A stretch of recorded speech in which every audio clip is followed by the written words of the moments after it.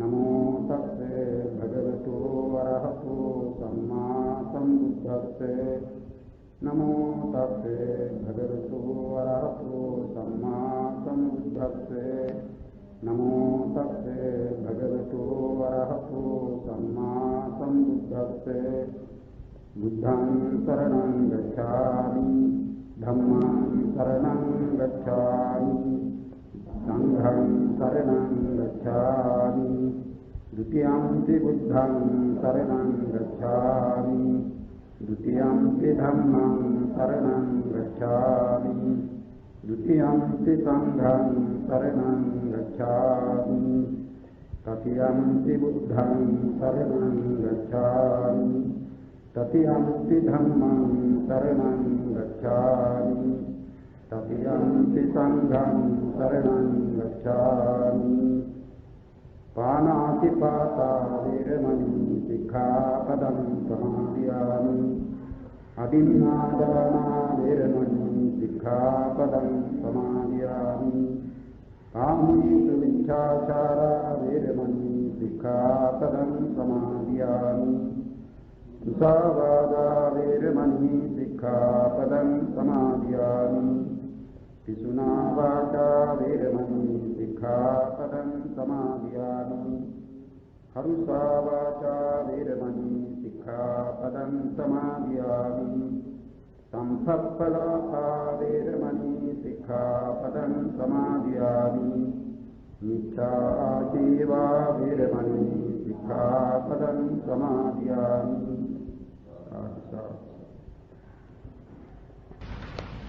දිනවතුනි අපි පසුගිය දිනෙහි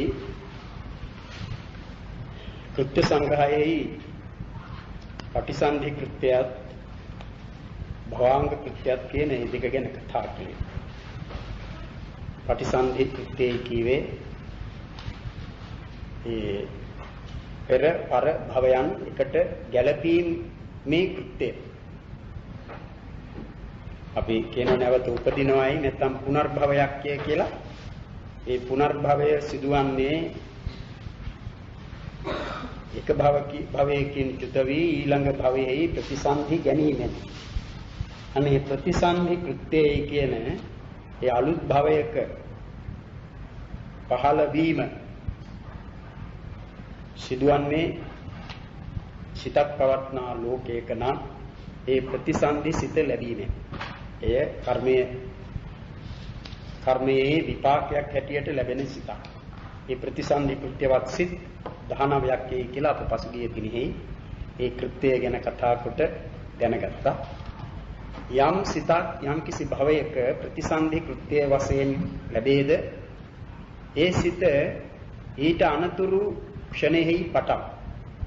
يعني ප්‍රතිසන්ධි කියන කෘත්‍යය සිදු කරන අවස්ථාව දක්වන්නේ එක චිත්තක්ෂණයක් කියලා. ඒක චිත්තක්ෂණයක කාලය තමයි අප දන්නේ උපාද තිති භංග කියන ක්ෂණ තුනක් වශයෙන්.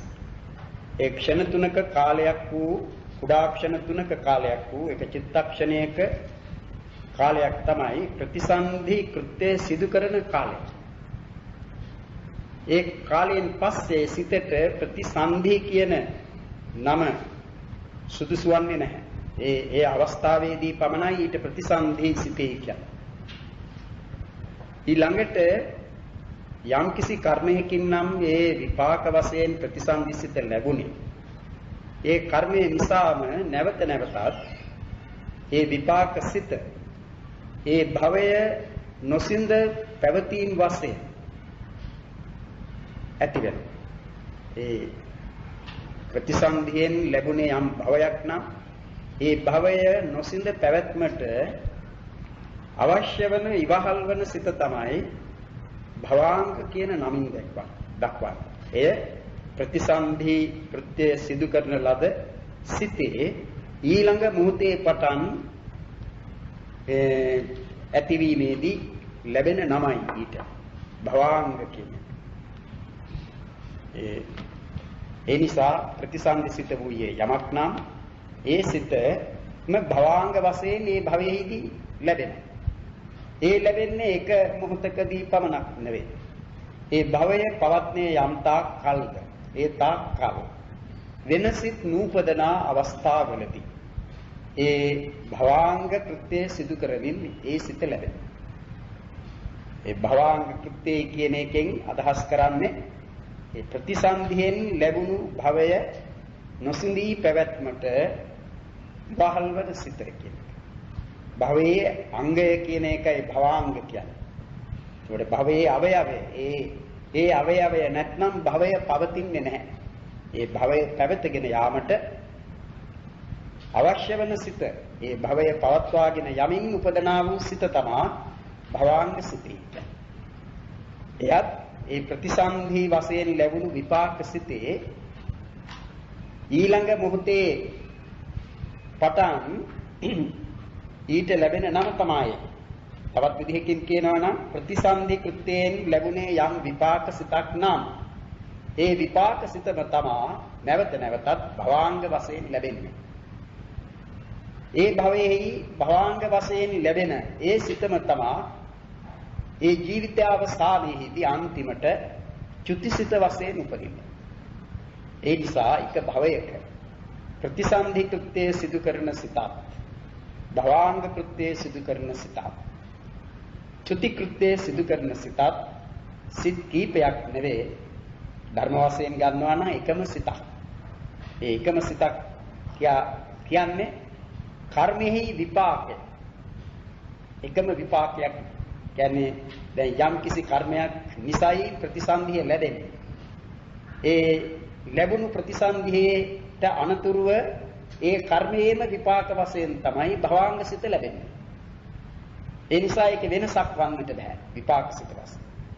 එබැවින් තමා කියන්නේ දැන් කෙනෙකුගේ ප්‍රතිසන්ධි වශයෙන් ලැබුණු සිත සෝමනස්ස සහගත ඥාන සම්පයුක්ත අසංඛාරික විපාක සිත නම් ඒ තැනැත්තා ජීවත්ව සිටින තාක් කල් ඒ ප්‍රතිසන්ධියට අනතුරු මොහොතේ පටන් ලැබෙන භවාංග සිත වන්නේ ඒ සිතයි. ඒ සෝමනස්ස සහගත ඥාන සම්ප්‍රයුක්ත අසංඛාරික විපාක සිත භවාංග කෘත්‍යයෙන් ලැබෙන. යම් අවස්ථාවකදී ඒ තැනැත්තා මේ ජීවිතය අත්හරිනවා. කියන්නේ ඔහුගේ මරණය සිදු වෙනවා. ඒ මරණය සිදුවන අවස්ථාවේදී මේ භවය පිළිබඳ අන්තිම සිත වශයෙන් උපදින්නේද ඒ ප්‍රතිසන්ධි වශයෙන් උපන් සිතමයි භවාංග වශයෙන් උපන් සිත. ඒ නිසා සෝමනස්ස සහගත ඥාන සම්ප්‍රයුක්ත අසංඛාරික විපාක සිත. මේ අපේ කතාවට ගත්තේ ඒකනේ. අන්න ඒ සිතමයි ඒ තැනැත්තාට ප්‍රතිසන්ධි සිත වශයෙන් ඒ ලැබුණා නම් භවාංග සිත වශයෙන් ලැබෙන්නේ එයයි චුති සිත වශයෙන් ලැබෙන්නේ එයයි. ඒ නිසායි කියන්නේ එක භවයක ප්‍රතිසන්ධි භවාංග චුති කියන මේ කෘත්‍ය තුන සිදු කරන සිතවන්නේ එක සිතක්. එහෙම ප්‍රතිසන්ධි කෘත්‍යයෙන් ලැබෙන සිත් තිබෙන්නේ 19යි. ප්‍රතිසන්ධි කෘත්‍යයෙන් ලැබෙන සිත් 19 නම් මේ 19ම තමයි භවාංග කෘත්‍යයෙන් ලැබෙන්නේ. ඊළඟට චුති කෘත්‍යයෙන් ලැබෙන්නේ. ප්‍රතිසන්ධි කෘත්‍ය, භවාංග කෘත්‍ය, චුති කෘත්‍ය කියන මෙන්න මේ කෘත්‍ය තුන තේරුම් ගන්නට ඕන එක සිතක අවස්ථා තුනක් හැටියට. ඒක භවයක් පිළිබඳව සැලකෙන විට. එක සිතක අවස්ථා තුනක්. ඊයේ ප්‍රතිසන්ධි අවස්ථාවේදී ඊට ලැබෙන්නේ ප්‍රතිසන්ධි සිත කියන නම. ඉන්පසු ඒ භවයේ පවත්නා තාක්කල් වෙනසිත නූපදන අවස්ථාවලදී මේ සිත ලැබෙනවා. එවිට ඒට කියන්නේ භවාංග සිත කියලා. ඒ භවයෙන් දිලිහිම් වශයෙන් අන්තිම සිත හැටියට උපදිනවා. ඒ අවස්ථාවේදී කියන්නේ චුති සිතයි කියලා. අන්න එහෙම ප්‍රතිසන්ධි චුති කෘත්‍ය සිදු කරන සිත් 19යි භවාංග කෘත්‍ය සිදු කරන සිත් 19යි.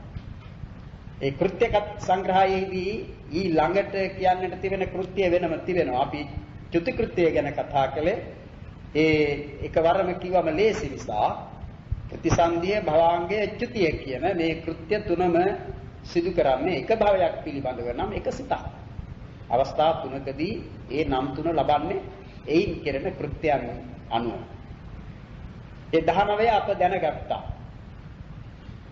අහේතුක ප්‍රතිසන්ධි යුගලයයි කී අකුසල විපාක උපේක්ෂා සහගත සම්තීරණය සහ කුසල විපාක උපේක්ෂා සහගත සම්තීරණය ඒ දෙකටයි කිව්වේ අහේතුක ප්‍රතිසන්ධි යුගලයක. ඒ සිත් දෙකෙන් ලැබෙන ප්‍රතිසන්ධිය අහේතුක ප්‍රතිසන්ධිය. ඒ පුද්ගලයා අහේතුක පුද්ගලයෙක්. ඊළඟට සහේතුක ප්‍රතිසන්ධි කාමාවචර ප්‍රතිසන්ධි 8ක් තිබෙනවා. එයින් 4ක් ක්‍රිය හේතුක ප්‍රතිසන්ධි. ඒ සෝමනස්ස සහගත ඥාන සම්පයුක්ත අසංඛාරික විපාකසිත, සෝමනස්ස සහගත ඥාන සම්පයුක්ත සසංඛාරික විපාකසිත, උපේක්ෂා සහගත ඥාන සම්පයුක්ත අසංඛාරික විපාකසිත, උපේක්ෂා සහගත ඥාන සම්පයුක්ත සසංඛාරික විපාකසිත. ඒ ඥාන සම්ප්‍රයුක්ත විපාකසිත 4. ඒ 4 යමෙකුගේ ඒ 4න් යමක් ප්‍රතිසන්ධි සිත වශයෙන් ලැබුණි නම් ඒ තැනැත්තා ත්‍රි හේතුක ප්‍රතිසන්ධිකයෙක්. උපතින්ම ලැබුණු නුවණ ඇති කෙනෙක්. අලෝභ අදෝස අමෝහ කියන හේතු තුන යෙදෙන ප්‍රතිසන්ධි සිතක් ලැබුණු කෙනෙක්. ඒ නිසා ඔහුට ත්‍රි හේතුක ප්‍රතිසන්ධිකයෙක් කියනවා. එහෙම කාමාවචර ත්‍රි හේතුක ප්‍රතිසන්ධි තිබෙනවා 4ක්. සිත් වශයෙන් මෙම 4ක්. සෝමනස්ස සහගත ඥාන විප්‍රයුක්ත අසංඛාරික විපාකසිත සසංඛාරික විපාකසිත, උපේක්ෂා සහගත ඥාන විප්‍රයුක්ත අසංඛාරික විපාකසිත සසංඛාරික විපාකසිත කියා ඥාන විප්‍රයුක්ත සිත යමෙකුගේ ප්‍රතිසන්ධි සිත වශයෙන් ලැබුණා නම් ඥාන විප්‍රයුක්ත විපාකසිත ඒ දැනත්තා උපතින්මලත් නුවණ ඇති කෙනෙක් නෙවෙයි නැති කෙනෙක්. ඔහු ද්වේෂිත. අලෝභ අදෝස කියන හේතු දෙක තිබෙනවා. අමෝහ කියන හේතුව ඒ ප්‍රතිසන්දිසිතේ නැහැ. ඒ නිසා ඒ තැනත්තා ද්විහේතුක ප්‍රතිසන්දිකයි. පුද්ගලයා වශයෙන් ද්විහේතුකයි. අනේ මේ විදිහට අහේතුක ප්‍රතිසන්දි, කාමාවචර අහේතුක ප්‍රතිසන්දි සිත් තිබෙනවා 2ක්. ද්විහේතුක ප්‍රතිසන්දි 4ක් තිබෙනවා. ත්‍රි හේතුක ප්‍රතිසන්දි 4ක්. ඒ 10 කාමාවචර ප්‍රතිසන්දි. ඊළඟට ඒ 19න් ඉතිරි 5ක් තිබෙනවා. ඒවා රූපාවචර ප්‍රතිසන්දි. ඒවා අප ඉගෙනගෙන තිබෙනවා විතක්ක විචාර පීති සුඛ ඒකග්ගතා සහිත පඨම ඥාන විපාකසිත, විචාර පීති සුඛ ඒකග්ගතා සහිත ဒုတိ ය ඥාන විපාකසිත, පීති සුඛ ඒකග්ගතා සහිත තතිය ඥාන විපාකසිත, සුඛ ඒකග්ගතා සහිත චතුත්ථ ඥාන විපාකසිත, උපේක්ෂා ඒකග්ගතා සහිත පංචම ඥාන විපාකසිත කියලා. අන්න ඒ විපාකසිත, ඒ විපාකසිත පහෙන් යම් කිසි සිතක් ලැබෙන්නේ තමා උපදවාගත් ධානයට අනුරූපව. ප්‍රථම ධාන කුසලයේ උපදවාගෙන ඒ ධානය උපදවාගෙන එයින් නොපිරිහි කලුරිය කරන්නෙකුට ලැබෙනවා ප්‍රථම ධාන විපාකසිත. එය තමයි විතක්ක විචාර පීති සුඛ ඒකග්ගතා සහිත පඨම ඥාන විපාකසිත. අප දැනගෙන තිබෙනවා ඒවා ලැබෙන්නේ මෙහිදී නෙවෙයි. ඒවා ලැබෙන්නේ විපාකසිත ලැබෙන්නේ ඒ සුදුසු ඒ විපාකයේ ලැබීමට සුදුසු බ්‍රහ්ම ලෝකේ. ප්‍රථම ධාන විපාකසිත ඊට සුදුසු බ්‍රහ්ම ලෝකයේ වන ප්‍රථම ධාන භූමියේ. අනේ විදිහට ඊට සුදුසු බ්‍රහ්ම ලෝකයේහි ඒ විපාකසිත ලැබෙනවා. මෙහිදී තමා උපදවාගෙන නොපිරිහි කාලක්‍රියා කරන්නේ යම් ධානයකින් නම් අන්න ඒ ධානී විපාකය එහිදී ලැබෙනවා ප්‍රතිසන්ධි කෘත්‍ය. ඒ ප්‍රතිසන්ධි කෘත්‍යයෙන් යම් විපාකසිතක් එහිදී ලැබුණි නම් ඒ සිතම තමා ඒ තැනත්තාට ඊට අනතුරු අවස්ථාවේ පටන් එහි වාසය කරන තාක් කල් භවාංග කෘත්‍යයෙන් ලැබෙන්නේ. ඒ අවස්ථාව තමයි භවාංග කෘත්‍යය කියන්නේ. භවාංග කෘත්‍යය සිදු කිරීම අවස්ථාව. ඊළඟට ඒ භ්‍රමයා ඒ භවයෙන් චුත වෙනවා යම් අවස්ථාවකදී. ඒ චුත වීම වශයෙන් ලැබෙන සිත වන්නේ ඒ විපාකසිත. එවිට ඒ චුති සිත වශයෙන් ලැබෙන සිතින් කෙරෙන කෘත්‍යය තමයි චුති කෘත්‍යය කියන්නේ. ඒ නිසා ඒ රූපාවචර ප්‍රතිසන්ධි කෘත්‍යවත් සිත් තිබෙනවා 5ක්. ඒවා ඒ පහම තමයි භවාංග කෘත්‍යවත්ව ලැබෙන්නේ. ඒ පහමයි චුති කෘත්‍යවත්ව ලැබෙන්නේ. ඊළඟට එන්නේ අරූපාවචර විපාකසිත 4. ඒ අරූපාවචර විපාක සිත් අප ඉගෙනගෙන තිබෙනවා. ආකාසානංචායතන විපාක සිත, විඥානංචායතන විපාක සිත, ආකින්චඤ්ඤායතන විපාක සිත, නේව සංඥා නා සංඥායතන විපාක සිත කියලා. ඒ විපාක සිත් හතර ඒ සුදුසු පරිදි මෙහිදී ඒ ධානීය උපදවාගෙන එයින් නොපිරිහි කාලක්‍රියා කරන්නෙකුට ඒ අරූප භූමියෙහි ප්‍රතිසන්ධි වශයෙන් ප්‍රතිසන්ධි ගැනීම වශයෙන් ලැබෙනවා ඒ විපාකසිත. ආකාසානංචායතනයේ මෙහිදී උපදවාගෙන එයින් නොපිරිහි කාලක්‍රියා කරන තැනැත්තා එහි උපදිනවා නම් එවිට ලැබෙන්නේ ආකාසානංචායතන විපාකසිත ප්‍රතිසන්ධි කෘත්‍යයෙන්. විඥානංචායතනයේ උපදවාගෙන නම් කලුරිය කරන්නේ එයින් නොපිරිහි විඥානංචායතන විපාකසිත. ආකින්චඤ්ඤායතනේ නම් ආකින්චඤ්ඤායතන විපාකසිත. නේව සංඥා නා සංඥායතනයේ උපදවාගෙන එයින් නොපිරිහි කාලක්‍රියා කරනවා නම් නේව සංඥා නා සංඥායතන විපාකසිත. සුදුසු පරිදි ප්‍රතිසන්ධි කෘත්‍යයෙන් ලැබෙනවා. ඊට අනුතුරුව භවාංග කෘත්‍යයෙන් එහි වාසය කරන තාක්කල් වෙනසිට නූපදන අවස්ථාවලදී ඇති වෙනවා. අනතුරුව අන්තිමටම ඒ භවයෙන් ගිලිහීම් වශයෙන් චුති කෘත්‍ය සිදු කරමින් උපදින. අන්න එහෙම ප්‍රතිසන්ධි කෘත්‍ය සිදු කරන සිද්ධානවය භවාංග කෘත්‍යයක් සිදු කරනවා. ප්‍රතිසන්ධියට අනතුරුව ඒ භවයෙන් ගිලිහීම් වශයෙන් ඒ භවයෙන් ගිලිහීම් වශයෙන් චුති කෘත්‍යයක් සිදු කරනවා. ඒ නිසා ප්‍රතිසන්ධි කෘත්‍යවත් සිද්ධානවය තමා භවාංග කෘත්‍යවත් සිද්ධානවය වන්නේ චුති කෘත්‍යවත් සිද්ධානවය වන්නේ. ප්‍රතිසන්ධි භවාංග අන්තිමට කියන කෘත්‍යය තමයි චුති කියන්නේ. අපි දන්නවනේ එක භවයක සිතින් කෙරෙන මුල්ම කෘත්‍යය තමයි ප්‍රතිසන්ධිය. ඒ භවයේ අන්තිමටම සිතින් කෙරෙන කෘත්‍යය තමයි චුතිය. ඒ දෙකට මැද්දේ තමයි අනිත් කෘත්‍ය සියල්ල පවතී. ඒ අනිත් කෘත්‍ය සියල්ල අතුරෙන් භවාංග කෘත්‍ය වෙන කෘත්‍යයන් නොකරන අවස්ථාවලදී පවතිනවා. සිතෙන් කෙරෙන වෙන කෘත්‍ය තිබෙනවා. සිත් වලින් කෙරෙන ඒ කෘත්‍යයන් සිදු කරමින් උපදනා වෙන සිත් නූපදන අවස්ථාවලදී සිදු කෙරෙන කෘත්‍යය තමයි භවාංග කෘත්‍යය. දැන් අපට වෙන සිත් නොයි කර්මණුගෙන පහළ වෙනවා. ඒ පහළ වෙන විට ඒ අරමුණගෙන පවත්නා සිත් ඉපද නැතිව යනවා. ඊට පස්සේ නැවතත් සිත භවාංගයට වැටෙනවා. ආයෙමත් යමක් අරමුණු කරමින් සිත් උපදිනවා. ඒවා ඒ සිත් වල අවසානයේදී සිත භවාංගයට වැටෙනවා. ওই විදිහට ඒ භවාංග සිත් පැවැත්ම දිගටම වෙන සිත් නැති අවස්ථාවලදී සිදුවෙන එක. ඉතින් අපි කියවනේ ප්‍රතිසන්ධියයි චුතියයි කියන මේ දෙක අතරේ තමයි සිත් වලින් සිදුවන ඉතිරි කෘත්‍යයන් කෙරෙන්නේ කියලා. ඒකට ප්‍රතිසන්ධි භවාංග ඊළඟට කියන කෘත්‍යය තමයි ආවර්ජන කියන්නේ. ආවර්ජන කෘත්‍යය. දැන් ආවර්ජනයයි කියන්නේ ප්‍රතිසන්ධියට අනුව අපි කිව්වා ප්‍රතිසන්ධිසිත තියෙන එක මොහොතයි එක චිත්තක්ෂණයයි. ඊට පස්සේ ඇතිවන මොහොත තමයි භවාංග සිත් උපදනා මොහොත. ඉතින් එතෙන් සිට වෙන සිත් නූපදනා කාලයන්හිදී භවාංග සිත උපදින. භවාංග කෘත්‍ය. ආවර්ජනයයි කියන්නේ මේ භවාංග සිත් නවත්තලා අලුත් අරමුණකට සිත් හරවන කෘත්‍යයටයි ආවර්ජන කෘත්‍යය.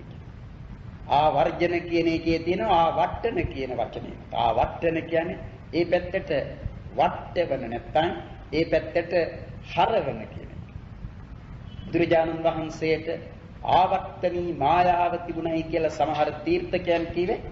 තමන් වහන්සේගේ පැත්තට හරවන්නට පුළුවන් බවක් තියෙනවායි කියලා අන්‍ය දෘෂ්ටිකයන්. උන්වහන්සේගේ එක මායාවක් යයි කියලා වෙන දෘෂ්ටිකයෝ කීවා. ඒ ආවජ්ජන කියන එකකින් කෙරෙන්නේ භවාංග සිතින් ගෙන තිබෙන භවාංග සිතින් ගන්නා අරමුණ වෙනස් වෙන්නේ නැහැ. භවාංග සිතට එහෙම පුළුවන් කමක් නැහැ. ප්‍රතිසන්දි සිතෙන් ගන්නා අරමුණ මරණාසන්න අවස්ථාවේදී විපාක දීමට එළඹ සිටි කර්මය නිසා ලැබුණු අරමුණක්. ඒ කර්මය නිසා ඉදිරිපත් වන අරමුණු දක්වනවා කර්මයම කියාත් එහෙම නැත්නම් කර්ම නිමිත්ත කියාත් එහෙමත් නැත්නම් ගති නිමිත්ත කියාත්. දැන් අප කර තිබෙන කර්ම අතුරෙන් හැම කර්මයක්ම මේ සියලුම කර්ම විපාක දෙන්නට මරණාසන්න අවස්ථාවේදී ඉදිරිපත් වන්නේ නැහැ. ඒ කර්ම අතුරෙන් මේ ජීවිතයේදී වේවා මීට పూర్ව ජීවිතයකදී වේවා සිදු කර තිබෙන කර්මයන් අතුරෙන් යම් කිසි කර්මයක් තමයි මරණාසන්න අවස්ථාවේදී විපාක දීමට ඉදිරිපත් වන්නේ. විපාක දීමට එළඹ සිටින්නේ. අන්න ඒ කර්මයට අනුව තමයි ඇතැම් විටක ඒ කර්මයම මේ මරණාසන්න අවස්ථාවේදී ඒ මරණයට පත්වන්නට සිටින ඒ තැනැත්තාට සිහි වෙනවා. ඒ කර්මයම. එහෙම නැත්නම් ඒ කර්මය සිදු කිරීමට යොදාගත් උපයෝගී වූ සත්ව සංස්කාර කියන මේ අරමුණු අතුරෙන් යම් කිසිවක් අරමුණ වශයෙන් ඉදිරිපත් වෙනවා. ඒකට කියනවා කර්ම නිමිත්ත කියලා. කර්මය එහෙම නැත්නම් කර්ම නිමිත්ත. ඇතැම් විටක මේ දෙකම නැතිව මේ කර්මය නිසා Taman ප්‍රතිසන්ධි ගන්නේ යම් තැනක නම් ඒ ප්‍රතිසන්ධි ගන්නා භවය පිළිබඳ වූ යමක් අරමුණ වශයෙන් ලැබෙනවා. ඉදිරිපත් වෙනවා. ඒකට කියන්නේ ගති නිමිත්ත කියලා. අන්න එහෙම කර්මයේය, කර්ම නිමිත්තය, ගති නිමිත්තය කියන මේ තුන අතුරෙන් යම් කිසි එකක් තමා මරණාසන්න අවස්ථාවේදී ඒ කෙනෙකුට අරමුණක් වශයෙන් ඒ මරණාසන්න චිත්ත වීතියට ලැබෙන්නේ. ඒ අරමුණෙහි එල්බගෙන මරණාසන්න චිත්ත වීතිය ඉපද මේ භවය පිළිබඳ වූ අන්තිම සිත වෙන චුතිය ඇතිව නැති වුණාට පස්සේ ඒ ඉදිරිපත් වුණු අරමුණෙහිම එල්බගෙන ඊළඟ භවය පිළිබඳ වූ ප්‍රතිසන්දිසිතේ කියන මුල් සිත ලැබෙනවා. ඒ නිසා මරණාසන්න අවස්ථාවේදී විපාක දීමට එළඹ සිටි කර්මයෙන් අරමුණ වශයෙන් ලැබුණේ ඒ කර්මයම නම් ඊට අනුතුරුව ලබන ප්‍රතිසන්දි සිතේ අරමුණ වන්නේද ඒ කර්මය. ඒ කර්මය අරමුණු කොටයි ඒ විපාක සිත ලැබෙන්නේ. එහෙම නැත්නම් ඒ මරණාසන්න අවස්ථාවේදී අරමුණ වශයෙන් එළඹ සිටියේ කර්ම නිමිත්ත නම් චුතියට අනතුරුව ලැබෙන ප්‍රතිසන්දිසිතේ අරමුණ වන්නේ ඒ කර්ම නිමිත්ත. එහෙමත් නැත්නම් ඒ මරණාසන්න ජවනයන්ට අරමුණ වශයෙන් ලැබුණේ ගති නිමිත්ත නම් චුතියට අනතුරුව ලැබෙන ප්‍රතිසන්දිසිතේ අරමුණ වන්නේ ඒ ගති නිමිත්ත. අන්න එහෙම කර්මය, කර්ම නිමිත්තය, ගති නිමිත්තය කියන මේ තුන අතුරෙන් යම් කිසි එකක් තමා මරණාසන්න අවස්ථාවේදී මරණාසන්න චිත්ත වීතියට අරමුණක් වශයෙන් ලැබෙන්නේ. ඒ අරමුණෙහි එල්බගෙන තමා ප්‍රතිසන්දි සිත උපදින්නේ. ඒ නිසා ප්‍රතිසන්දි වශයෙන් උපන් සිතේ අරමුණ වූයේ කර්මය නම් ඊට අනතුරුව භවාංග වශයෙන් ලැබෙන්නේද ඒ සිත බැවින් ඒ කර්මයේම අරමුණු කොටයි භවාංග සිත පවතින්නේ. කර්ම නිමිත්ත නම් අරමුණ වූයේ ප්‍රතිසන්දි සිතේ, භවාංග සිතේ අරමුණ වන්නේ කර්ම නිමිත්තයි. ප්‍රතිසන්දි සිතේ අරමුණ වූයේ ගති නිමිත්ත නම් භවාංග සිතේ අරමුණ වන්නේ ගති නිමිත්ත. ඒක වෙනස් වන්නේම නැහැ. ඒ නිසා දැන් අපට තිබෙනවා භවාංග සිත. වෙනසිත නූපදන අවස්ථාවලදී පවත්නේ භවාංග සිත. ඒ භවාංග සිතේ අරමුණ වෙනස් වන්නේ නැහැ. ප්‍රතිසන්දිසිතේදී ගත්තේ යම් අරමුණක් නම් ඒ අරමුණෙහිම ඉල්බගෙන තමයි භවාංග සිත පවතින්නේ. නමුත් ඒ ප්‍රතිසන්දිසිතයි භවාංග සිතයි කියන මේවා අර ශාන්ත බවින් යුක්ත අනුත්සාහික ඒවා මොකද එහෙම කියන්නේ ඒවා විපාක සිත්. ඒ විපාක සිත් වල තිබෙනවා අනුත්සාහික බවක්. ඒ විපාක සිත් අපේ ඉදිරියට ඉගෙන ගන්නා යවන කෘත්‍යයේ සිදු කරන සිත් නොවේ. ඒවායි සිදු කරන කෘත්‍යය දක්වන්නේ ඒවා විපාකයි. ඒ විපාක සිත් වලින් කෙරෙන ඕ කෘත්‍යයන් පෙන්වා තිබෙනවා වෙන වෙන කෘත්‍යයන්. නමුත් ඒවා බොහොම ප්‍රබල ශක්තිය ඇති සිත් නෙවේ. ඒවායේ යෙදෙන වීරිය පවා අර ජවන් සිත් වල ලැබෙන වීරිය බඳු ප්‍රබල වීරියක් නෙවෙයි. ඒ නිසා ඒ සිත් දක්වන්නේ අනුත්සාහික ශාන්ත ස්වභාවයෙන් යුක්ත සිත්ීට. ඒ විපාක සිත් ප්‍රතිසන්ධි වශයෙන් උපදනා විපාක සිත් භවාංග වශයෙන් උපදනා විපාක සිත් පමණක් නෙවේ. අපට මේ ඉන් මෙහා වෙන වෙන අවස්ථාවලදී ඔය චිත්ත වීති අවසානයේදී එහෙම නැත්නම් චිත්ත වීති වල මුලදී උපදනා වූ ඒ විපාක සිද්ද අපට ඒ තරම් දැනෙන සිත් නෙවෙයි. ඒවායේ තියෙන ඒ අනුත්සාහික හා මේ ශාන්ත බව නිසා දා අපට ලැබෙන චක්කු විඥාන ආදී සම්පටිච්ඡන සම්තීරණ කියන මේවා අපට ඇති උණයි කියලා 아무තු දැනීමක් ඒ නිසා ඇතිවන්නේ නැහැ. ඒව නැත්තේ ඒවායේ යවන කෘත්‍යයක් නැති බැවින්. ඒවා විපාක. ඒවා කරන ලද කර්මයකගේ ඵලයක් හැටියට ලැබෙන සිත් මිසක එයින්ම යම් කිසිවක් කර්මයක් උපදවන්නේ නැහැ. එහෙම ඒ යවන කෘත්‍යයක් නැති සිත් වල තිබෙනවා ඒ විදිහේ ශාන්ත බව. ඒ නිසායි අපට දැනෙන්නේ නැහැ. එබැවින් අපට ප්‍රතිසන්දිසිත භවාංගසිත කියන මේවාම නොදැනෙන බැවින් ඒවායින් ගනු ලබන අරමුණු කොහොමද දැනගන්නේ? ඒ නිසායි අපට ඒවා දැනගන්නට බැරි. අපි දන්නේ නැහැ අපට ලැබෙන භවාංගසිතේ අරමුණ කුමක්ද කියලා. මොකක්ද අරමුණ? ඒක කර්මය අරමුණු කරමින් උපදනා සිතක්ද? කර්ම නිමිත්ත අරමුණු කරමින් උපදනා සිතක්ද? එහෙම නැත්නම් ගති නිමිත්ත අරමුණු කරමින් උපදනා සිතක්ද කියා දන්නේ නැහැ. දන්නේ නැහැ. එහෙම කුමක්ද ඒ ගති නිමිත්ත වශයෙන් අප අරමුණු කරන ලද්දේ කියලා එහෙම දන්නේ නැහැ. අපිට දැනගන්නට බෑ. එහෙම දැනගන්නට පුළුවන් කමක් නැහැ. ඒ මොකද ඒ තරම් ශාන්ත අනුත්සාහික සිතක්. එහෙම නෙමෙයි අපට උපදනා වූ ලෝභයෙන් යුක්ත වූ සිත් උපන්නම, ද්වේෂයෙන් යුක්ත වූ සිත් උපන්නම, එහෙම නැත්නම් ඒ ශ්‍රද්ධාදී ධර්මයන්ගෙන් යුක්තව කුසල් සිත් උපන්නම අපට ඒවා දැනෙනවා. අපට තේරුම් ගන්නට පුළුවන්.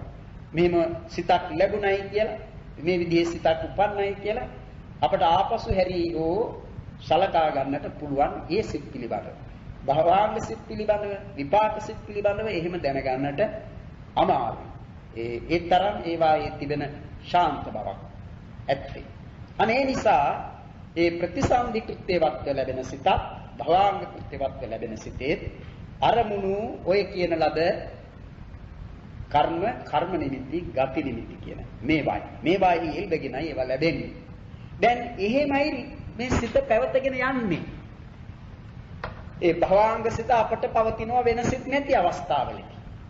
ඉතින් මේ භවාංග සිතින් ගනු ලබන අරමුණේ එල්බගෙන යන වෙන සිත් ඇති වෙන්නට නම් භවාංග සිත නවත්වන්නට ඕන. භවාංග සිතයි වෙන අරමුණු ගන්නා සිතයි කියන මේ දෙකම එකවර උපදින්නට බෑ. එකවර. එමත් නිසාද කෙනෙකුට සිත් දෙක එකවර උපදිනවයි කියා දක්වන්නේ නැහැ. ඒ චිත්ත සම්තතියක් කියලායි කියන්නේ. සම්තතියයි කියන්නේ එකකට අනතුරුව එකක් වශයෙන් පැවතගෙන යන පරම්පරාව. ඒ නිසා එක සිතක් තිබෙනකොට තව සිතක් නැහැ. ඒ සිත ඇති වෙන්නට නම් කලින් ඇති වුණු සිත නැති වෙන්නට. අන්න හැබැයි ඒ පැවැත්ම අවිච්ඡින්න පැවැත්ම. නොසිඳ පැවැත්මක් සිදුවන්නේ. සිඳෙන්නේ නැහැ චිත්ත පරම්පරාව. එකක් ඇති වෙනවා එය නැති වෙනවා නැති වෙන්නට ඕනේ. ඊළඟටම අතරක් ඇති නොවන පරිදි තව සිතක් උපදින. ඒ විදිහටයි සිත් ඇති වේගෙන යන්නේ. අනේ ඒ නිසා භවංග සිත උපදින තාක්කල් වෙන සිත් වලට ඉඩක් නැහැ. ඒ නිසා භවංග සිත් ඉපදීම නවත්තන්නට ඕන වෙන අරමුණක එල්බගෙන සිත් උපදින්නට නම්. ඒ වගේම වෙන අරමුණක එල්බ ගන්නා සිත් උපදින්නට නම් භවංග සිතින් ගනු ලබන අරමුණෙන් සිත වෙන පැත්තකට හරවන්නට ඕන. අන්න එහෙම හැරවීම වශයෙන් උපදනා වූ සිත තමයි ආවර්ජන කෘත්‍යවත් සිතේ කියන්නේ. එහෙම සිත් දෙකක් තිබෙනවා. උපේක්ෂා සහගත පංචද්වාරා වජ්ජන සිත, උපේක්ෂා සහගත මනෝද්වාරා වජ්ජන සිත කියලා. අප දන්නවා අපට සිත් ඇතිවන දොරටු 6ක් තිබෙනවා. සිත් ඇතිවන දොරටු. ඒවා සිත් වලට ඇතිවීමට තිබෙන දොරටු වශයෙන් ගන්න මොනවද? චක්කු, සෝත, ඝාන, જીවහා, කාය, මන කියලා. චක්සුද්්වාර, සෝතද්්වාර, ඝානද්්වාර, જીවහාද්්වාර, කායද්්වාර, මනෝද්්වාර කියලා ඒවාට නම් කියන්නේ. ඒ ద్వාර දොරටු අප දන්නවානේ දොරටුයි කියන්නේ මොනවද කියලා. දොරටු යම් කිසිවකට තිබෙන දොරටු අපට උපකාර වන්නේ ඒවා ඒ දොරටුවෙන් ඇතුළු වෙන්නට එහෙම නැත්නම් ඒ දොරටුවෙන් පිටවන්නට. ඒකට ඇතුළු වීමේ හා පිටවීමේ තැනක් හැටියටයි දොරටුවක් ගන්න. ඒ වගේ මේ ඇස කන දිව නැහැය ශරීරය සිත කියන මේවාද දොරටු වී පවත්නේ ඒවායින් ඇතුළු වන ධර්මයන්ට එහෙම නැත්නම් පිටවන ධර්මයන්ට. අපට එක විදිහකින් කියත හැකි ඇස කන දිව නැහැය ශරීරය සිත කියන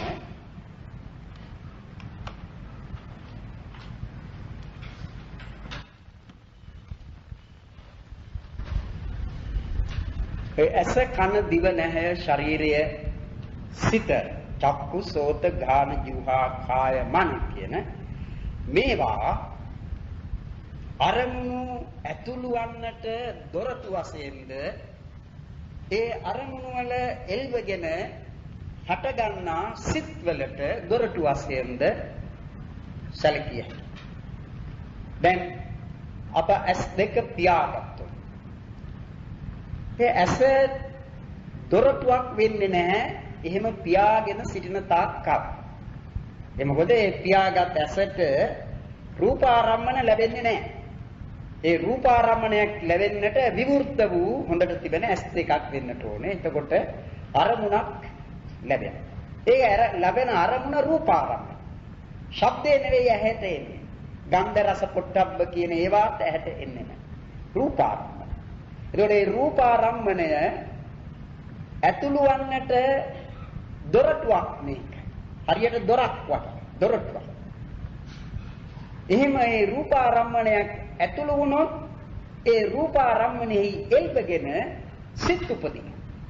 එතකොට ඒ සිත් ඉපදීමටද මේක දොරටුවක්. ඒ නිසා ඒ ඇස ඒ අරමුණු වලටත් දොරටුව වන අතර අරමුණු වල එල්බගෙන උපදනා වූ සිත් වලටත් දොරටුව වෙනවා. ඉතින් අරමුණේ ඇති ඊතරම් වැඩක් නැහැ. ඒ අරමුණක් වන්නට බෑය. එය ගැටුණු පමණින්ම අරමුණක් එයි කියන්නට බෑ. එයි එල්බගෙන සිත් උපදින තුරු. ඒ සිත් උපදින කොටයි ඒක අරමුණ වන්නේ ඒ සිත් වලට. අනේ නිසා ඒ ద్వාර නාමය වඩාත්ම සුදුසු වන්නේ අරමුණට වඩා සිතට. ඒ මොකද ඒ සිත් උපදින්නට බෑ ඒ දොරටුව නැත්නම්. එබැවිනුයි ඒ අරමුණු පිළිබඳව අප කියන්නේ නැහැ චක්සුද්්වාරික ආරම්මණයක් කියලා. එහෙම කියන්නේ නැහැ. අපි කියන්නේ චක්සුද්්වාරික සිත් කියලා කියන්නේ. ඒවට කියන්නේ චක්සුද්්වාරික සිත් කියලා. සෝතද්්වාරික සිත්, ගානද්්වාරික සිත්, ජීවහද්්වාරික සිත්, කායද්්වාරික සිත්, මනෝද්්වාරික සිත්. අපි එහෙම ඉදිරියට ඒවා ගැන ඉගෙන ගන්න. දැන් මෙතෙන්දි දැනගන්නට ඕන එහෙම දොරටු 6ක් තිබෙනවා. චක්කුද්්වාර, සෝතද්්වාර, ගානද්්වාර, ජීවහද්්වාර, කායද්්වාර, මනෝද්්වාර. ඒ මුලින් කියන ලද ద్వාර පහට කියනවා පංචද්වාර කියලා. පංචද්වාර. ඒ පංචද්වාරයෙහි ගැටෙන රූපාදී ආරම්මණයන්. ඒ රූපාදී ආරම්මණය කියව පිළිවෙලින් ගන්නට ඕනේ. චක්සුද්්වාරෙහි නම් රූපාරම්මණය, සෝතද්්වාරෙහි නම් ශබ්දාරම්මණය, ගානද්්වාරෙහි නම් ගන්ධාරම්මණය, ජීවහද්්වාරෙහි නම් රසාරම්මණය, කායද්්වාරෙහි නම් පොට්ටබ්බාරම්මණය. මේ විදිහට සුදුසු පරිදි ගන්නට ඕනේ. ඒ චක්සුද්්වාරයෙහි රූපාරම්මණය ගැටෙනවා නම්, ඊට යොමු වෙනවා නම්, ඒ රූපාරම්මණයෙහි එල්බගෙන සිත් ඇති වෙන්නට නම් මේ පැවතගෙන යන සිත් පරම්පරාව වූ එහෙම නැත්නම් භවාංග සම්තතිය නවතින්නට ඕනේ. භවාංග සිතේ අරමුණ මේ ගැටෙන රූපාරම්මණය නෙවෙයි. භවාංග සිත අප කියවනේ ඒවාට තිබෙන අරමුණ. ඒ අරමුණේ එල්බගෙන නැවැත්මක් නැතිව නැවත උපදිමින් බිඳමින් මේ භවාංග සිත පවතින. ඒ අරමුණේ එල්බගෙන යන භවාංග සිත නවත්වන්නට ඕන මේ අලුත් අරමුණක එල්බගෙන සිත් උපදින්නට නම්. අන්නේ ඒ කාර්යය සිදු කෙරෙනවා ආවර්ජන සිතින්. ඒ චක්කුසෝත ගාන ජීවහා කාය කියන මේ දොරටු පසෙහි ගැටෙන ඒ අරමුණු. ඉතින් දොරටු පසේ එකවරම ඔක්කොම අරමුණු ගැටෙනවයි කියලා එහෙම ගන්නට බෑ. ඒ යම්කිසි ద్వාරයක ඒ අරමුණක් ගැටුණු කල්හි භවාංග සම්තතිය නවතින. ඒ මොකද භවාංගය එල්බගෙන තිබෙන්නේ අර කර්ම නිමිති ගති නිමිති කියන තුන අතුරෙන් යම් කිසි එකකයි. එහි එල්බගෙන පැවතගෙන යන භවාංගය එකවරටම නවතින්නටත් බෑ.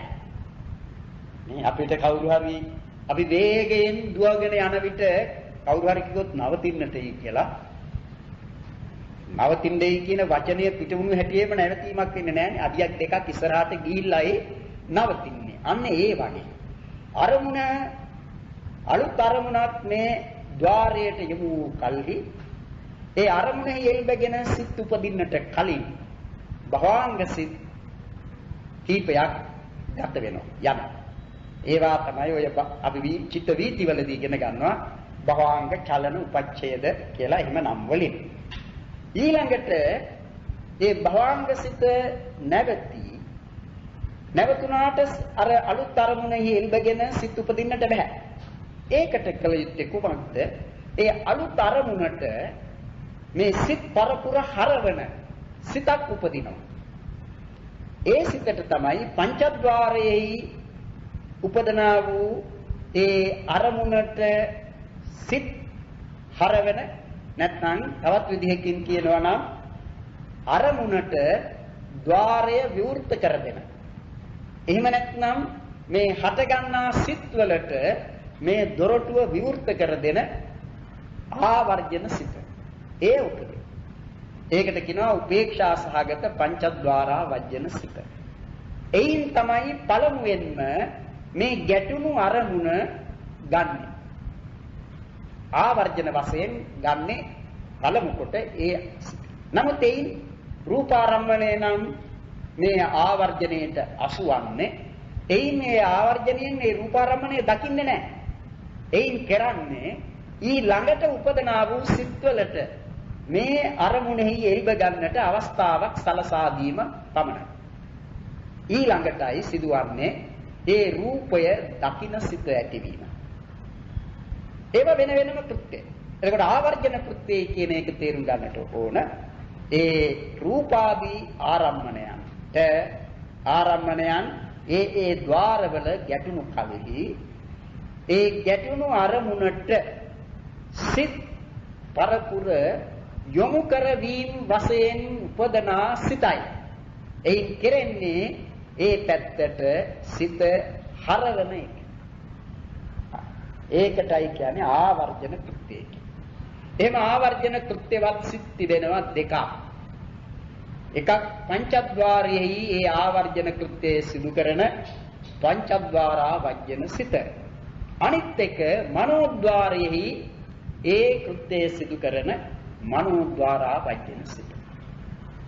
දැනට ඔය තරමින් මේ කෘත්‍ය දෙක ගැන ඒ කෘත්‍යවත් සිත දෙක ගැන දැනගනිමු. ආවර්ජන කෘත්‍ය.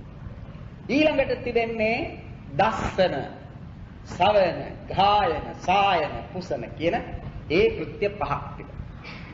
දස්සන කියන්නේ දැකීම. දැකීම. දැන් ආවර්ජණයෙන් මේ රූපාරම්මණයට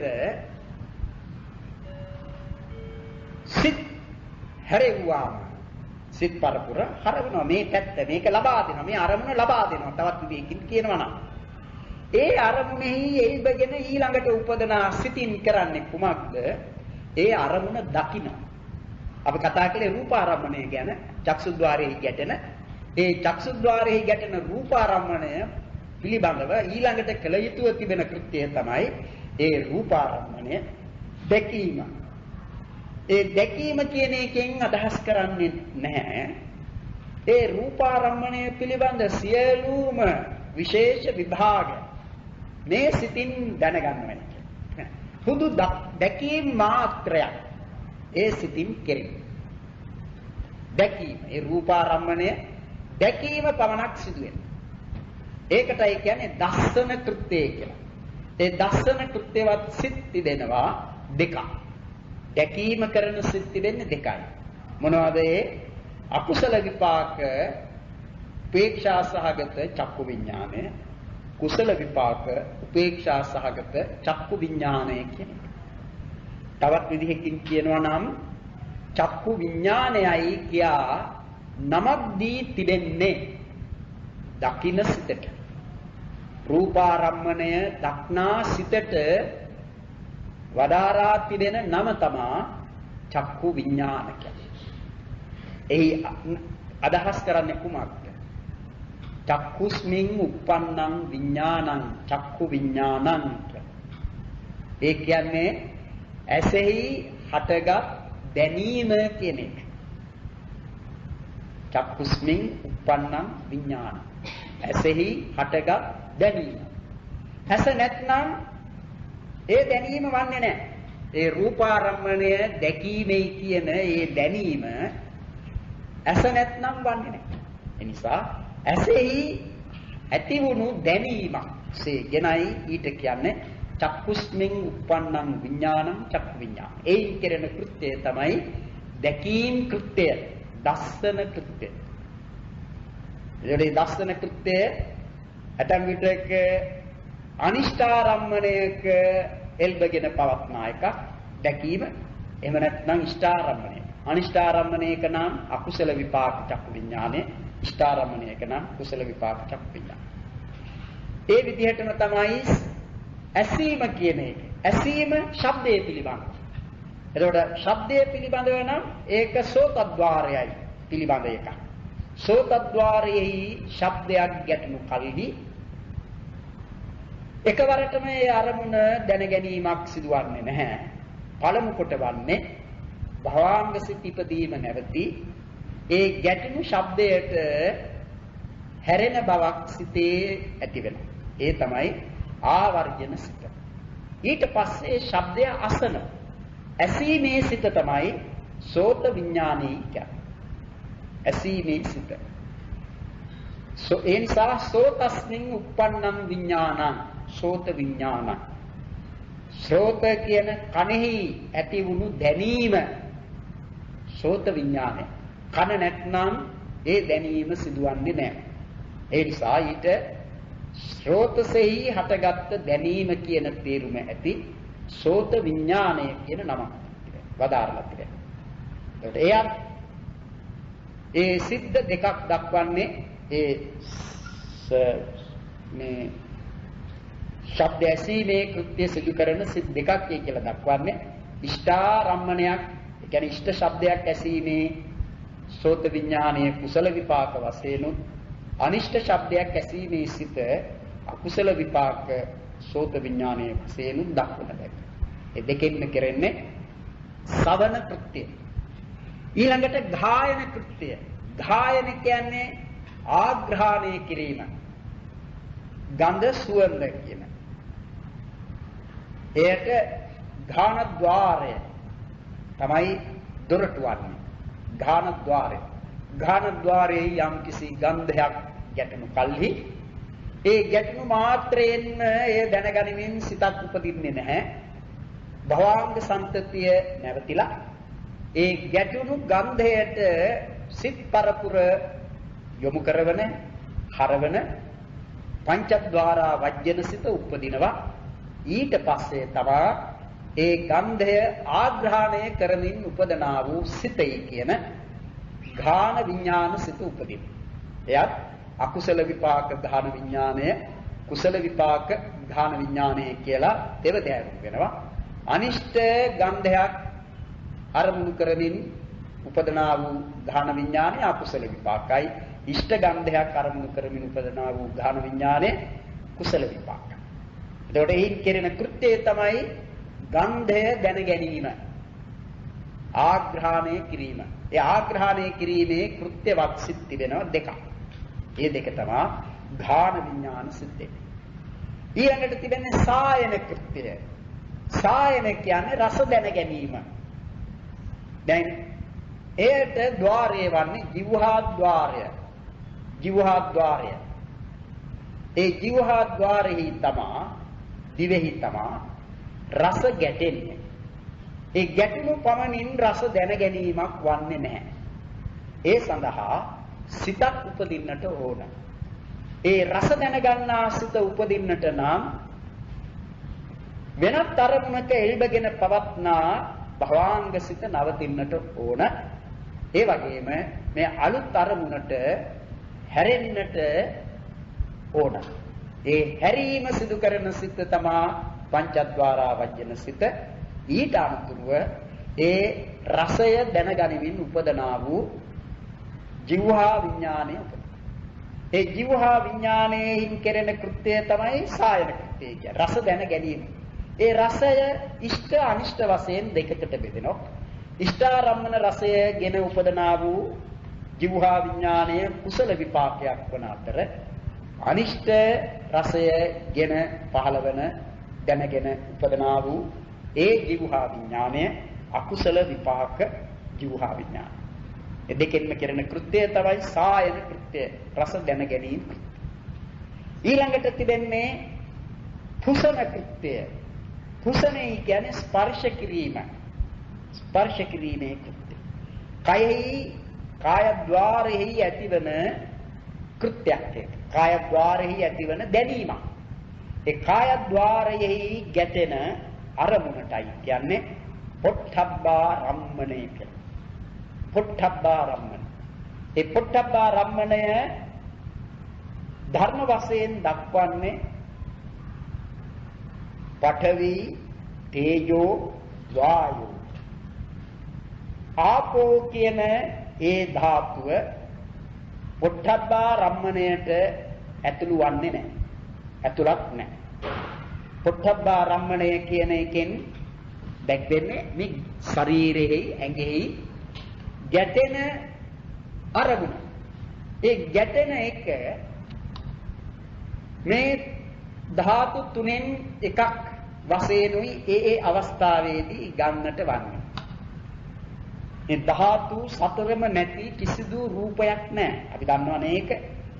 පඨවි ආදී ධාතු සතරම හැම රූපයකම තිබෙනවා. ඊටාම කුඩා රූප කලාපයක වුවත් ඒ හතරම තිබෙනවා. ඒ නිසා මේ හතරෙන් තොර රූපේ කියලා කොටසක් කොහේවත් ලැබෙන්නේ නැහැ. අන් ඒ රූප එහෙම වුවත් ඒ රූපවල ඒ අවස්ථාවලදී උත්සන්න වන ධාතු තිබෙනවා. සමහර එක දැන් ශරීරයේම තිබෙන කොටස් මේ මුළු ශරීරයම නිර්මිත වෙලා තිබෙන්නේ පඨවි ආදී ධාතු 4. එහෙත් යම් යම් ධාතු උත්සන්න කොටස් තිබෙනවා. ඒ නිසානේ අපි පඨවි ධාතු කොටස් කියලා වෙනම ඉගෙන ගන්නෙ. දැන් ඔය භාවනා කරන විට ඔය භාවනාවට ගන්න ඒ වගේම ශාරීරිය බෙදා මේ ඉගෙන ගන්න අවස්ථාවවලදී කේසා ලෝමා නඛා දන්තා තචෝ මන්සං නහාරු අට්ටි අට්ටි විඤ්ඤං වක්කං හදයන් යකනං කිලෝමකං පිහකං පප්පාසං අන්තං අන්ත ගුණං උදරියං කරීසං මත්තලුංගං කියා පඨවි ධාතු කොටස් 20ක් ගන්න. ඒ පඨවි ධාතු කොටස් 20 කියලා ඒවට කීවේ ඒ කොටස් 20 තිබෙන්නේ පඨවි ධාතු පමණයි කියන්නට නෙවෙයි. පඨවි ධාතු තමයි අධිකව පවක්. අධික. අනිත් ඒවාත් එහි තිබෙනවා. පඨවි, ආපෝ, තේජෝ, වායෝ කියන ඉතිරි භූත ධාතු තුනක් තිබෙනවා. නමුත් පඨවි ධාතුයි වඩාත්ම තිබෙන අධිකව තිබෙන. ඒ නිසා ඊට ඒවාට පඨවි ධාතු කොටස් කියනවා. අනේ ඒ වගේ මේ පොට්ටබ්බා රම්මණය වශයෙන් ලැබෙන අරමුණෙහි ඒ ධාතු සතරම නැතිව නෙවෙයි. ධාතු සතරම තිබෙනවා. දැන් කාට හරි බෑ තවත් කෙනෙකුගේ ඇඟෙහි හැපෙන්න. දැන් අපි ගන්නමු කවුරු හරි අපේ ඇඟේ හැපෙනවා. එහෙම හැපෙනකොට ඒ ශරීරය නිර්මිත වෙලා තිබෙන්නේ පඨවි ආදී ධාතු සතරෙන්. අපේ ශරීරයත් පඨවි ආදී ධාතු සතරෙන්. එතකොට ඒ හැපෙන එක ගැන ගත්තොත් ඒ හැපුණේ ධාතු සතරකින් යුක්ත ශරීරයක් තමයි. යම්කිසි කොටසක් තමයි. නමුත් ඒ ධාතු සතරින් එකක් පොට්ටබ්බ රූපය කියන එකට ඇතුළත් නැහැ. ඒ මොකද ඒක සියුම් රූපයක්. සූක්ෂම රූපයක් බැවින් ඒ ඇතුළත් නැහැ. ඒ තමයි ආපෝ ධාතු කියන්නේ. අනිත් ඒවා තමයි පොට්ටබ්බ රූපයේ හැටියට ගන්න. ඒකට පොට්ටබ්බ රම්මණය වන ඒ රූපය එක්ක පඨවි, තේජෝ, වායෝ කියන මේ තුනෙන්ම යුක්තයි. අපි කියවනේ ඒ ධාතු සතරම තියෙනවා කියලා. ඒ ධාතු සතරම තිබුණා පොට්ටබ්බ රූපයට ආපෝ ධාතුව ඇතුළත් නැහැ. ඒ නිසා පොට්ටබ්බ රූපය පොට්ටබ්බ ආරම්මණය වශයෙන් ගන්නට තිබෙන්නේ පඨවි, තේජෝ, වායෝ කියන තුන. ඒ තුනෙනු ඒ අවස්ථාවවලදී උත්සන්න වෙන රූපයක් තමයි පඨවි කියන්තන් මේ පොට්ටබ්බ රම්මණය වන්නේ. ඇතැම් විටක පඨවි ධාතුවයි උත්සන්න. ඇතැම් විටක තේජෝ ධාතුවයි. ඇතැම් විටක වායෝ ධාතුව. අන්න එහෙමයි දැනෙන්නේ. ඒක මතක තබා ගන්න. කොහොම හරි මේ පොට්ටබ්බ රම්මණය දැනගන්නා සිත තමා කාය විඥානයයි කියා නම් කරන්නේ. කයෙහි ගැටෙන්නේ පොට්ටබ්බ රම්මණය. ඒ කාය ద్వාරය ඒ කාය ద్వාරෙහි ගැටුණු පොට්ටබ්බ රම්මණය ගනිමින් උපදනා වූ සිත එය දැනගනිමින් උපදනා වූ සිත තමයි කාය විඥානය කියන්නේ. ඒ කාය විඥාණයෙන් කෙරෙන කෘත්‍යය දක්වන්නේ කුමක් හැටියටද? පුසන කෘත්‍යය. පුසනේ කියන්නේ ස්පර්ශ කිරීම කියන තේරුම. ස්පර්ශ කිරීම කෘත්‍යය. ඒ කෘත්‍යය සිදු කරමින් උපදනා සිත් දෙකක් තිබෙනවා. එකක් දුක්ඛ සහගත කාය විඥානය, අනෙක සුඛ සහගත කාය විඥානය. දුක්ඛ සහගත කාය විඥානය වෙනවා අනිෂ්ඨ පොට්ටබ්බා රම්මණය දැනගනිමින් ඇතිවන්නා වූ කාය විඥානය. ඉෂ්ඨ පොට්ටබ්බා රම්මණය දැනගනිමින් ඇතිවන්නා වූ කාය විඥානය සුඛ සහගත කාය විඥානය. ඒ දෙකෙන්ම සිදු කරන කෘත්‍යය තමයි පුසන කෘත්‍යය, ස්පර්ශ කිරීම කෘත්‍යය කියන්නේ. දැන් ඒ පඨවි ධාතු අපේ ශරීරෙහි ගැටෙන අවස්ථාවලදී අපට ඒ නිසා ලැබෙන එක්කෝ සුවයක් සුඛයක් තිබෙනවා. එහෙම නැත්නම් දුක්ඛයක්. සමහර විටක එකම දේම ඒ අවස්ථා අනුව වෙනස් වෙන්නට පුළුවන්. මම ඊට කලින් උදේ ගැන කියලා තියෙනවනේ. එකම අපි ගනිමු මේ අම්මා කෙනෙක් දරුවෙකුගේ හිස පිරිමදිනවා. ඉතින් හිස පිරිමදිනවයි කියන විට මවගේ අතයි ඒ සඳහා යොදාගන්නේ. අපි සම්මුති වශයෙන් අතේ කීවට එහිද පඨවි ආදී ධාතු පුඤ්ජයක්. ඒ පඨවි ආදී ධාතු පුඤ්ජයෙන් මේ හිස පිරිමදින විට ඉෂ්ඨ පොට්ටබ්බා රම්මණය ඒ අවස්ථාවේදී ලැබෙන්නේ. ඉෂ්ඨ පොට්ටබ්බා පිරිමදිනවා. යාට නිින්දක් යනවා. ඉතින් ඒක මහා සමීපයක් ඉතින් කොච්චර හරි වේලා කොතරම් හරි වේලා ඔය හිස පිරිමදින්නට ඉඩ දීගෙන ඉන්නට මේ සිතත් පෙළඹෙනවා. මොකද Tamante ඊන ආස්වාදයක් ඇති වෙනවා. ඒ නිසා ඔය ඉඩ දීගෙන. එතන ඉෂ්ට පොට්ටබ්බාරම්මණය ගනිමින් උපදනා කාය විඥානය. එතකොට මේ කාය විඥානයෙන් කෙරෙන කෘත්‍යය තමයි කුසමය. දැන් මව එහෙම මේ ආදරයට එහෙම කරමින් සිටින විට ඒකට ඉඩ නොහැර ළමයා ටිකක් කලබලයක් කළොත් එහෙම ඇතැම් විටක අම්මට තරහ යනවා. ගිහිල්ලා හිසට ටොක්ක්ක් එහෙම යනවා. එහෙම නැත්නම් කොණ්ඩේම අල්ලලා එහාට මෙහාට ඇද්දොත් එහෙම එතෙන්දී ඇතිවන්නේ මොන පොට්ටබ්බාරම්මණයද? එවිට අනිෂ්ට පොට්ටබ්බාරම්මණයක් ඇති වෙනවා. අනිෂ්ට. එතකොට උපදනා සිත දුක්ඛ සහගත කාය විඥාන. අන්න එහෙම ඒ පුසන කෘත්‍යය සිදු කරන සිත් දෙකක් තිබෙනවා. පුසන. ඊළඟට සම්පටිච්ඡන කෘත්‍යය කියලා එකක් තිබෙනවා. සම්පටිච්ඡනේ කියන්නේ දකින, අසන, ආග්‍රහණය කරන, රස දැනගන්න, ස්පර්ශ කරන කියන මේ කෘත්‍ය පහක් තිබවනේ. ඒවා ඒ අවස්ථාවලදී දකින කෘත්‍ය දැකීම කරන්නේ යමක්. දකින්නේ රූපාරම්මන. ඒ රූපාරම්මනේ දැක්කාට පසු ඒ දැකීමේ සිත කියන දර්ශන කෘත්‍ය සිදු කරමින් ඒ සිත උපන්නාට පස්සේ ඊළඟට උපදිනවා සිත ඒ දක්නාලද අරමුණ පිළිගැනීම වශයෙන් ඒ පිළිගන්නා සිතටයි කියන්නේ සම්පටිච්ඡන සිතේ කියලා. ඒ පිළිගන්නා කෘත්‍යය තමයි සම්පටිච්ඡන කෘත්‍යය කියන්නේ. දැන් අරමුණක් කොයිතරම් මෙය අනිෂ්ට වුණා අත්හැරීමක් වන්නේ නැහැ ওই අවස්ථාවේ. ඒ අරමුණ ලැබුණම කියන්නේ දකින්නවා, දකින්න සිතින් අරමුණ දකින්න. ඒ අරමුණම ඊළඟ සිතින් පිළිගන්නවා. ඒ අරමුණ ඊටාම අනිෂ්ට එකක් වෙන්නට පුළුවන්. නමුත් ඒක කාරණයක් නෙවෙයි. ඊළඟ සිත නූපදින්නට. ඊළඟ සිත උපදිනවමයි. ඒ තමයි සම්පටිච්ඡන සිත. ඒ සම්පටිච්ඡන සිතෙන් කරන්නේ පිළිගැනීම. හරියට ඒ අරමුණ පිළිගන්නාක් මෙන් උපදනා සිතක්. ඒකත් විපාක සිතක්. අපි දන්නවා සම්පටිච්ඡන සිත් දෙකක් ගැන අපි ඉගෙනගෙන තිබෙනවා. අකුසල විපාක උපේක්ෂා සහගත සම්පටිච්ඡන සිත, කුසල විපාක උපේක්ෂා සහගත සම්පටිච්ඡන සිත. අපි නිකන් උපමාවක් ඇටියට නිදර්ශනයක් ඇටියට කියනවා නම් අපි ගනිමු කෙනෙක් ගෙදරට පැමිණෙනවා යමක් ඉල්ලාගෙන. අපි කියමු එතනත්තා ඉල්ලනවා කණ්ඩ දෙයක් දෙන්නේ. ඒ දෙන අය එතනත්තාට පිළුණු බත් ටිකක් ගිහින් දෙනවා. එහෙම දුන්නාම ඒ දෙන දේ එතනත්තා පිළිගන්නවා. නේ? ඊට පස්සේ මේ පිළුණු බතුයි මට පිළුණු බතකුයි දීලා තියෙන්නේ කියලා විසිකරන්න ආදී එහෙම දෙයක් කරන්නට පුළුවන් පස්සේ. නමුත් ඒ දුන්නාම පිළිගන්නවා.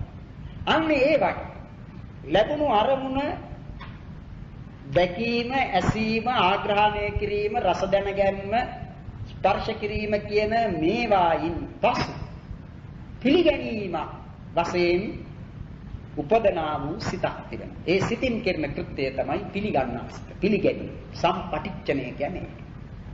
ඊට අනතුරුව තිබෙනවා තව කෘත්‍යයක්. එහෙම සම්පටිච්ඡන කෘත්‍යවත් සිත් දෙකක් තිබෙනවා. එතකොට ඉෂ්ඨාරම්මණයක් පිළිගැනීමෙන් උපදනා සිත කුසල විපාක සම්පටිච්ඡන සිත. ඒ වේදනාවේ වෙනසක් වෙන්නේ නැහැ. උපේක්ෂා සහගත සම්පටිච්ඡන සිතමයි. අනිෂ්ඨාරම්මණයක් පිළිගැනීමෙන් උපදනා සිත අකුසල විපාක උපේක්ෂා සහගත සම්පටිච්ඡන සිත. ඊළඟට උපදනා වූ කෘත්‍යය තමයි සම්තීරණය කියන්නේ.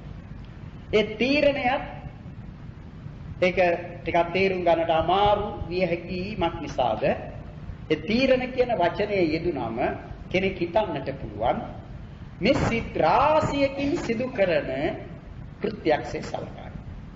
දැන් සමහර විට අපි යම් යම් දේවල් පිළිබඳ තීරණ වලට එළඹෙන්නේ.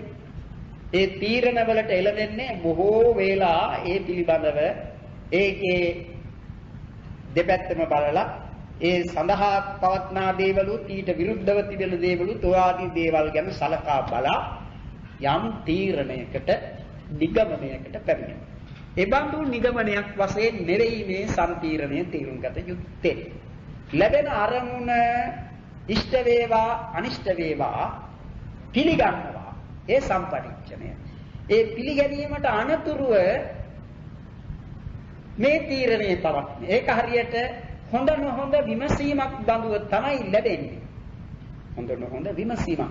හැබැයි අර ජවන සිත් වලින් කරන ඒ බඳු තීරණයක්සේ එය නොසැලකිය යුතුයි.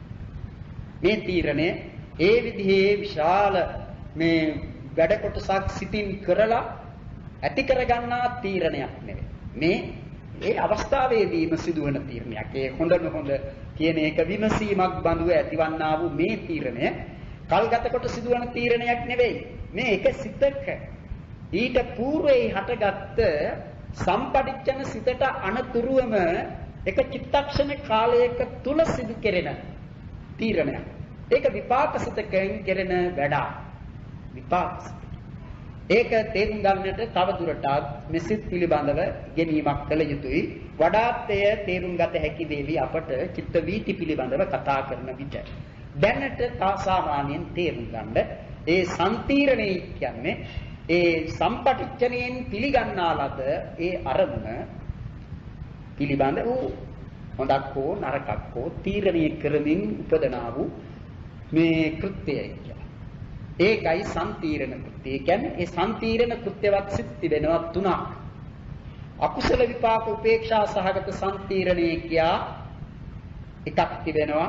ඒ අනිෂ්ඨාරම්මණයක් තීරණය කිරීම වශයෙන් උපදනා සිත්. කුසල විපාක සම්තීරණ සිත් තිබෙනවා දෙකක්. එකක් සෝමනස්ස සහගත සම්තීරණය, අනෙක උපේක්ෂා සහගත සම්තීරණය. ඒ සෝමනස්ස සහගත සම්තීරණය ඇතිවන්නේ අති ඉෂ්ඨාරම්මණයෙහිදී. කියා දක්වන්නේ අති ඉෂ්ඨාරම්මණය කියන්නේ ස්වභාව වශයෙන්ම බොහෝම උසස් කොට ගන්නා අරමුණු තිබෙනවා. අන්න ඒ බඳු අරමුණක් ගෙන ලැබෙන සම්තීරණය තමයි සෝමනස්ස සම්තීරණය කියන්නේ. අනිත් එක උපේක්ෂා සහගත සම්තීරණ. ඒ සම්තීරණ සිත් දෙක පිළිබඳව අන්න එහෙම තුන පිළිබඳව එහෙම තේරුම් ගන්න සම්තීරණ කෘත්‍යවත් සිත් තුන. අපි එතන සිට අනිත් දවසේ කතා කරමු. අද අපට නියමිත කාලය අවසන් කරමු.